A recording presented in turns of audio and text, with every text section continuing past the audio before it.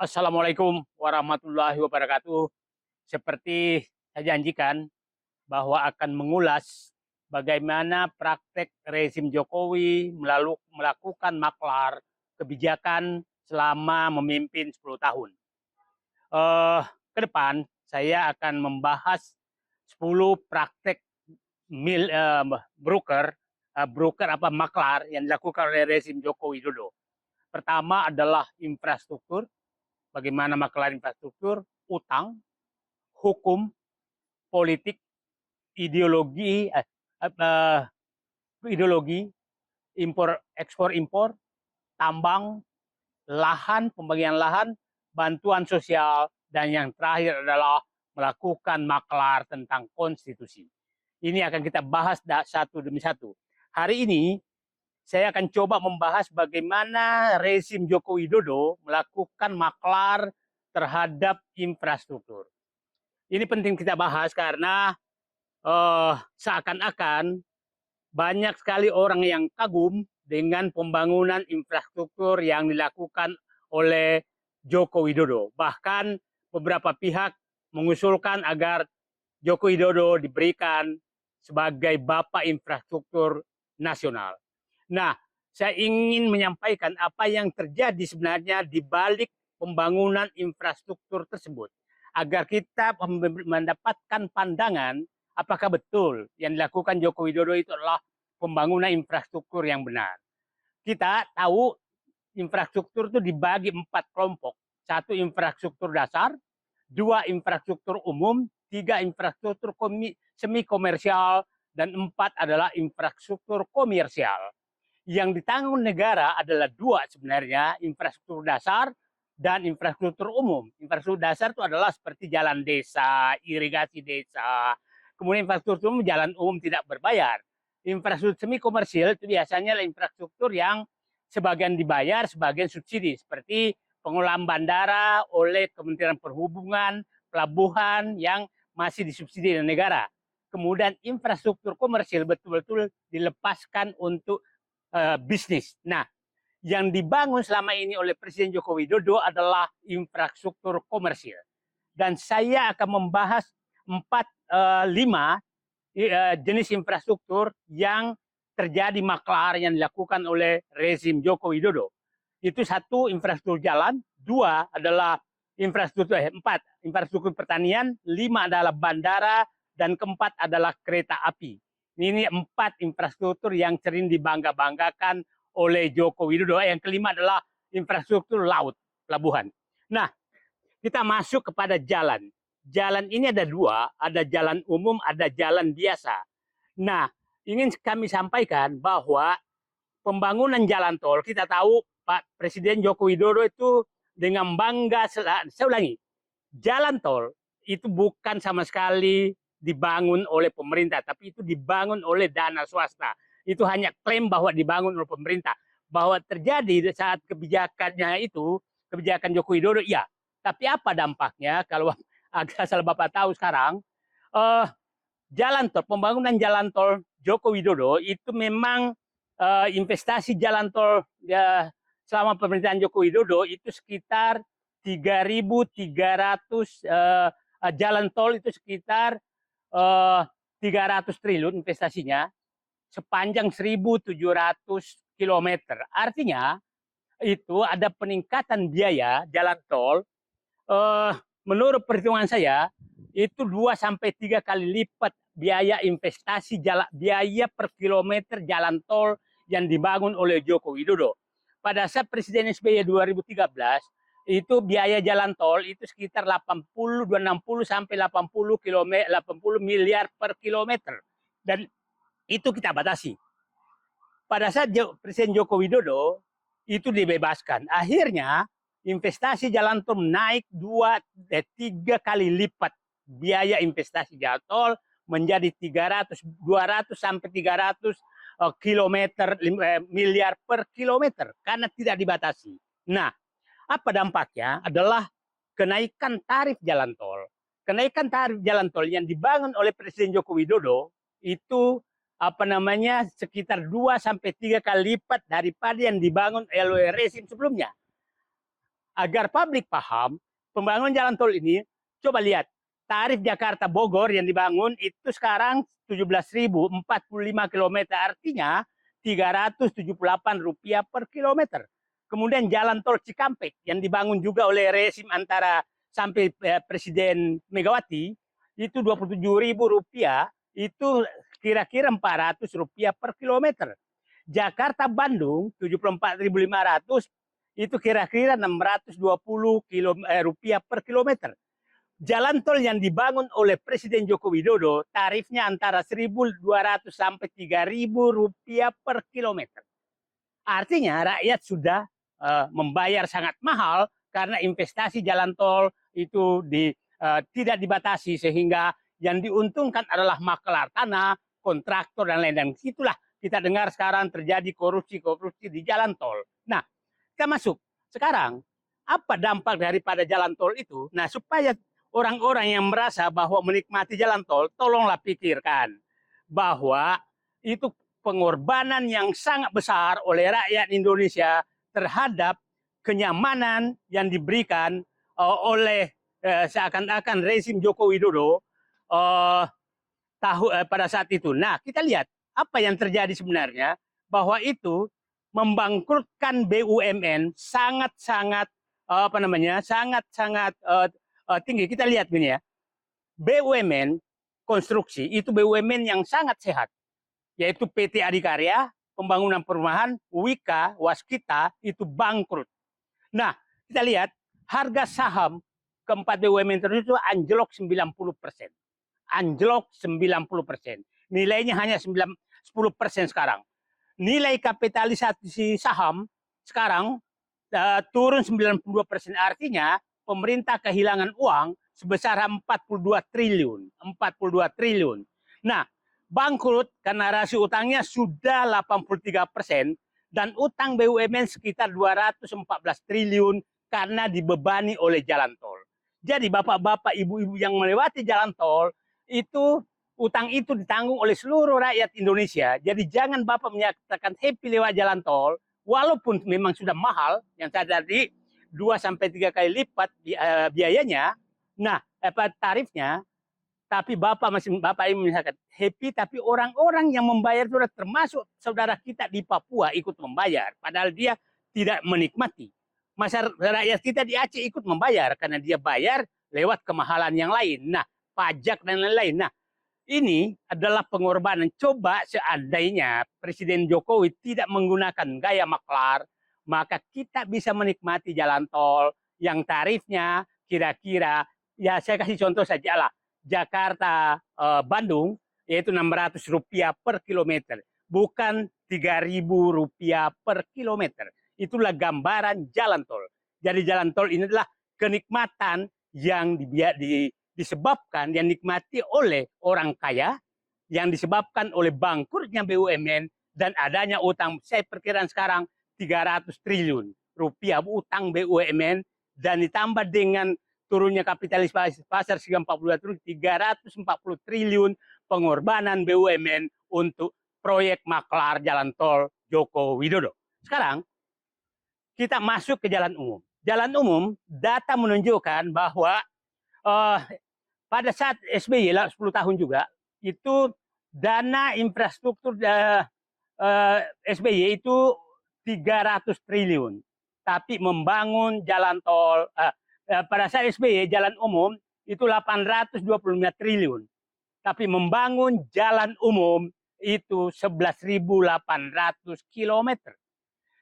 Presiden Prabowo Jokowi selalu membanggakan seakan-akan membangun jalan di seluruh Indonesia. Data menunjukkan bahwa dana infrastruktur selama Presiden Joko Widodo 10 tahun itu 3.300 triliun. Tapi jalan yang dibangun, jalan umum yang dibangun hanya 600 kilometer. Jadi hentikanlah kata-kata bahwa Joko Widodo itu membangun jalan umum. Tidak ada, kalau lihat anggarannya banyak sekali habis, tapi tidak membangun jalan umum. Satu lagi, bahwa Presiden Joko Widodo itu meninggalkan jalan rusak. Jalan rusak yang ditinggalkan oleh Joko Widodo itu sekitar 170.000 kilometer. data 2021. Mungkin sekarang mungkin 200.000 kilometer. 200.000 kilometer jalan rusak, jalan umum yang rusak karena tidak diperbaiki. Walaupun dana infrastruktur 3.300 triliun. Nah sekarang itu 34% dana jalan rusak. Kalau data menunjukkan bahwa untuk memperbaiki jalan yang rusak sedang sampai rusak berat, itu kira-kira butuh 3 sampai 5 miliar per kilometer. Artinya Presiden Joko Widodo sudah meninggalkan utang tanda kutip harus memperbaiki jalan oleh presiden sekarang itu 500 sampai 1.000 triliun rupiah untuk memperbaiki jalan yang tidak diperhatikan oleh Presiden Joko Widodo karena asik meresmikan jalan tol yang bukan pekerjaannya dia. Nah, itulah gambaran infrastruktur yang dibangga-banggakan oleh infrastruktur jalan yang dibangga-banggakan oleh Presiden Joko Widodo. Kesimpulannya bahwa Presiden Joko Widodo membangun jalan tol yang bukan tanggung jawabnya, yang harganya mahal sekali, tapi rakyat tidak menikmati, malah rakyat tersiksa karena biaya mahal. Yang kedua, bahwa Presiden Joko Widodo walaupun menghabiskan dana besar sekali, tapi tidak membangun infrastruktur umum, infrastruktur jalan umum yang gratis, tapi malah meninggalkan jalan rusak. Jadi pikirkan kembali, apakah pantas Presiden Joko Widodo mendapatkan penghargaan sebagai Bapak Infrastruktur. Sekarang saya masuk kepada infrastruktur pertanian. Ini penting kita masuk ke infrastruktur pertanian karena ini juga seakan-akan Presiden Joko Widodo itu berhasil membangun infrastruktur pertanian. Saya ingin menyampaikan data yang selalu dinyatakan bahwa Presiden Joko Widodo membangun bendungan 45 sampai 61. Oke? Dan menyatakan bahwa membangun irigasi baru untuk mengairi 1,1 juta hektar lahan. Membangun sawah baru itu 500.000 hektar. Kemudian termasuk food estate. Nah, tapi yang terjadi adalah impor turun, produksi turun dari 2018 itu 81 juta gabah kering panen menjadi 55 juta 2019. Nah, ini berarti ada proyek maklar. Kalau terjadi penambahan 1 juta hektar, artinya kita sudah swasembada, bukan turun produksinya. Yang menarik adalah luas panen itu 4 sampai 5 juta hektar, ini juga turun. Nah, irigasi setiap bendungan dan lain-lain ini di mana bendungan-bendungan itu dibangun. Yang paling menarik adalah bahwa impor beras terbesar terjadi di 2023 itu sebesar 3,5 juta ton beras. Itu tertinggi sejak Indonesia ada. Nah, terus kemana cetak irigasi tersebut? Kemana cetak sawah baru tersebut? Kemana food estate tersebut? Saya berharap ini diaudit semua, karena ini contoh proyek maklar, karena faktanya produksi turun, impor naik, dan harga beras naik. Nah, tapi dengan bangga menyatakan membangun bendungan baru, meresmikan bendungan baru, meresmikan embung, meresmikan cetak sawah baru menghabiskan triliunan rupiah, dan lain-lain. Ini infrastruktur pertanian yang kita lihat itu juga mendapat yang harus dilakukan audit bahwa apakah benar cetak sawah baru itu dilakukan, apakah tepat, apakah benar irigasi itu dibangun tepat, apakah dilakukan, apakah pembangunan yang lain-lain juga dilakukan. Dulu kita lihat ada pembagian traktor, ada pembagian macam-macam untuk melakukan istilahnya maklar kepada petani, padahal tidak dilakukan. Itulah gambaran infrastruktur pertanian. Kita menyatakan membangun bendungan sangat banyak, menyatakan membangun irigasi sangat panjang, menyatakan mencetak sawah cukup banyak, tapi faktanya produksi turun sangat besar dan impor naik juga sangat besar.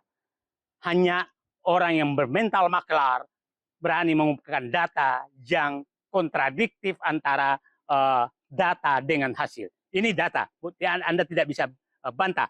Sekarang saya masuk ke infrastruktur bandara.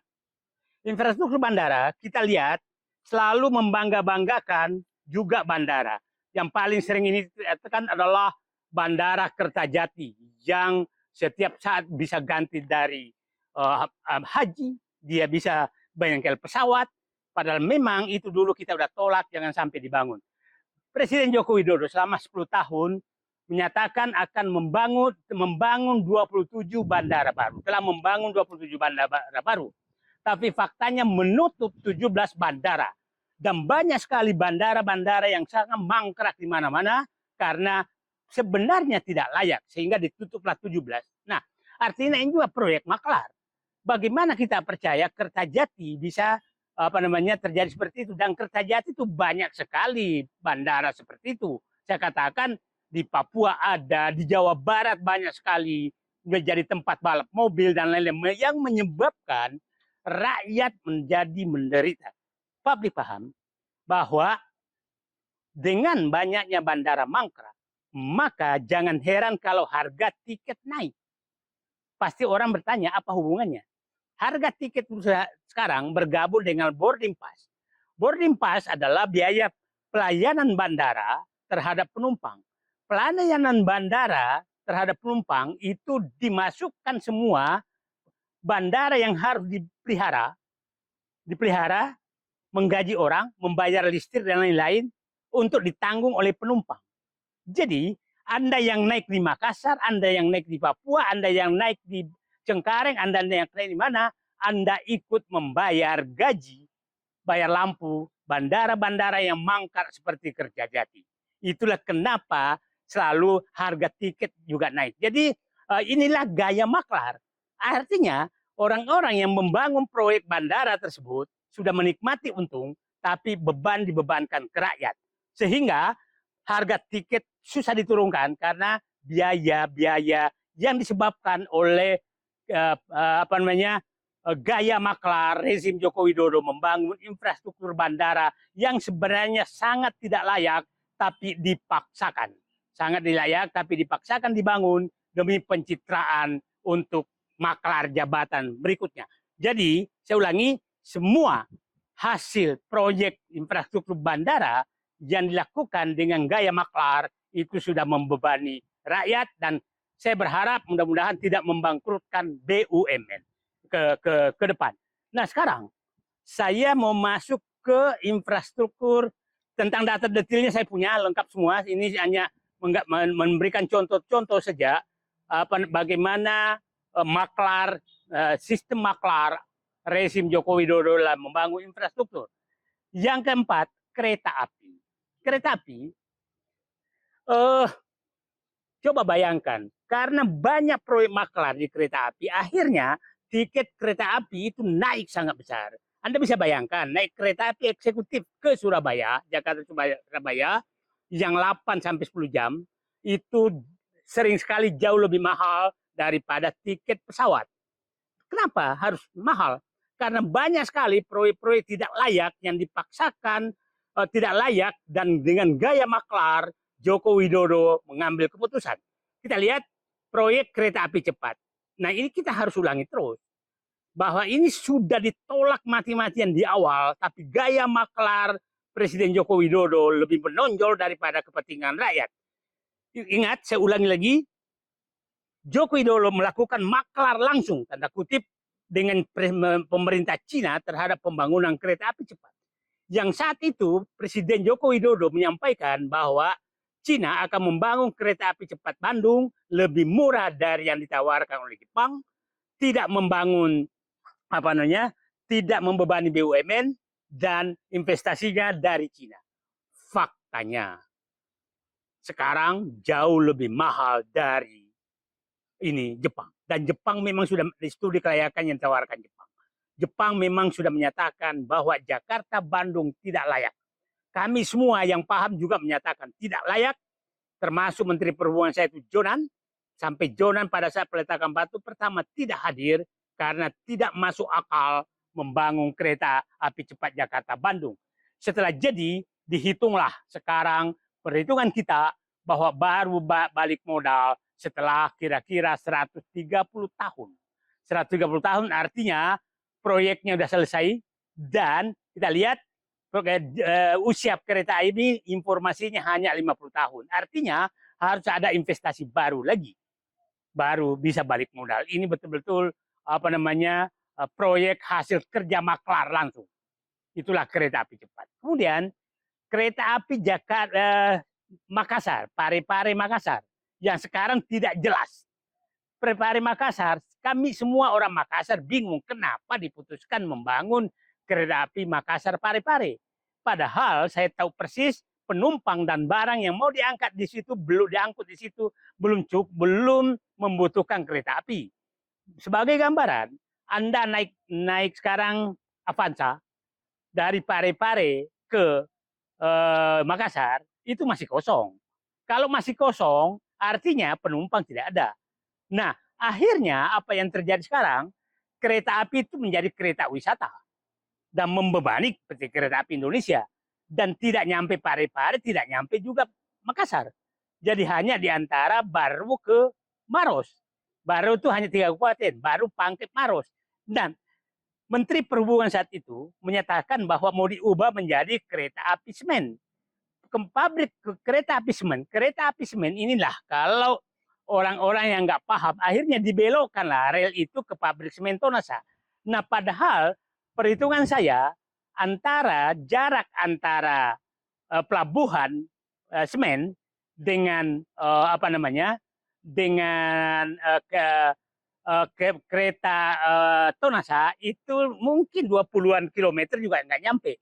Padahal teori dasar menyatakan bahwa kalau seperti semen itu hanya di bawah 20 kilometer, maka itu sebaiknya pakai conveyor belt. Nah, kalau di bawah 400 kilometer, maka baiknya pakai mobil truk supaya nggak double handling. Kalau di atas 400 kilometer baru layak pakai kereta. Tapi demi proyek maklar yang dilakukan oleh gaya maklar, yang dilakukan oleh Joko Widodo, akhirnya masyarakat Sulteng penumpang kereta api seluruh Indonesia terbebani karena harus membayar semua kerugian yang terjadi di kereta api Makassar Parepare. Kereta api MRT LRT di Palembang itu sama halnya.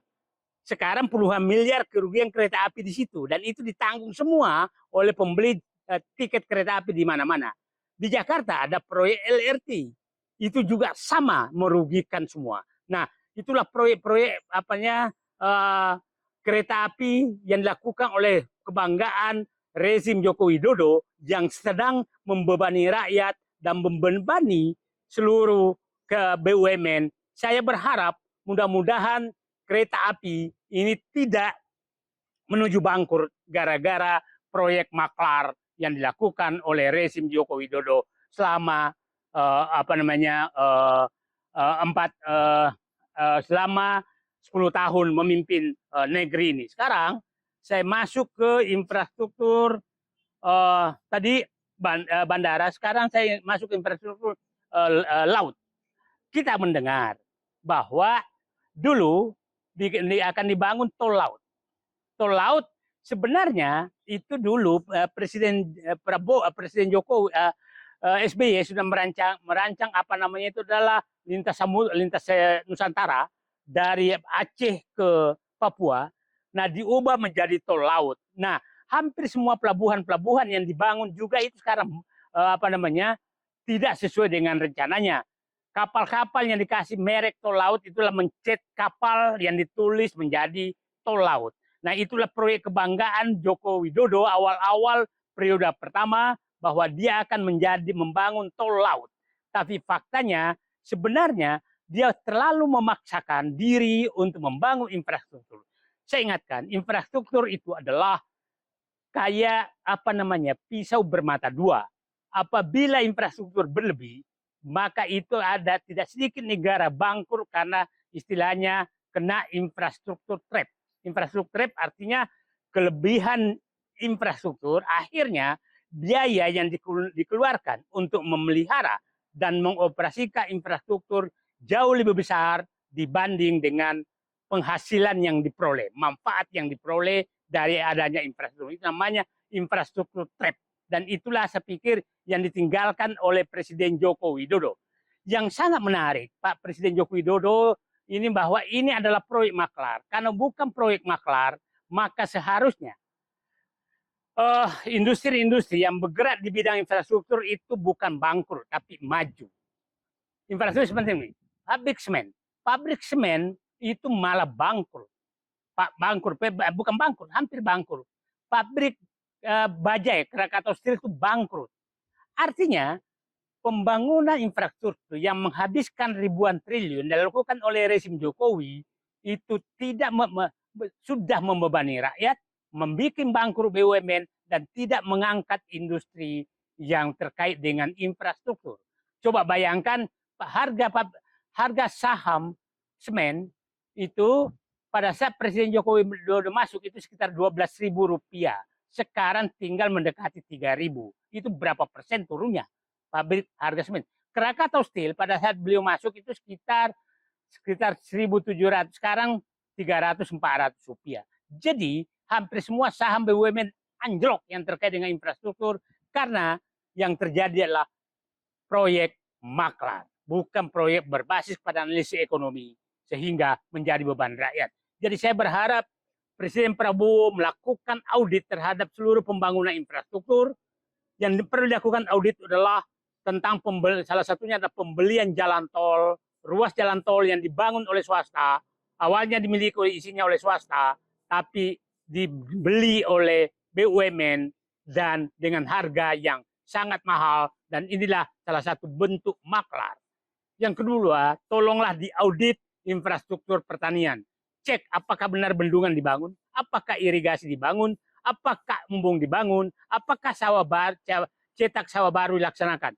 Karena kalau itu semua dilaksanakan, tidak mungkin terjadi penurunan produksi yang sangat besar, hampir 30%, dan peningkatan impor terbesar menjadi 3,5 juta ton. Dari awalnya beliau masuk ke pemerintahan, itu impor hanya 100.000, 200.000 ton per tahun, ton beras per tahun. Jadi memang sekali lagi kesimpulannya, pembangunan infrastruktur yang dilakukan selama rezim Joko Widodo itu adalah proyek maklar yang sudah membangkrutkan BUMN, sudah menjadikan beban rakyat karena memang tidak dibangun berdasarkan kebutuhan, dan bahkan dengan menghabiskan ribuan triliun, infrastruktur umum yang harusnya gratis itu ditinggalkan dalam keadaan rusak.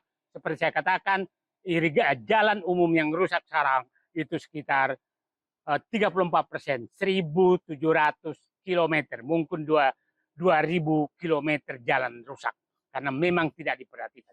Terima kasih.